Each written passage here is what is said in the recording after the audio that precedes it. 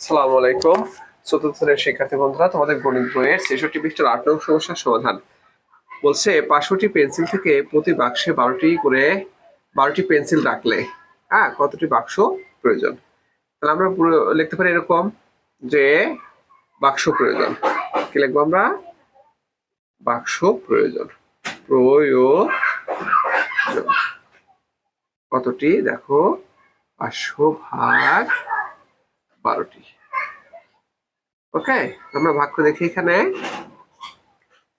১২ দিয়ে আমরা ৫০০-কে ভাগ দেই, কত হবে? ৪ বারং ৪৮।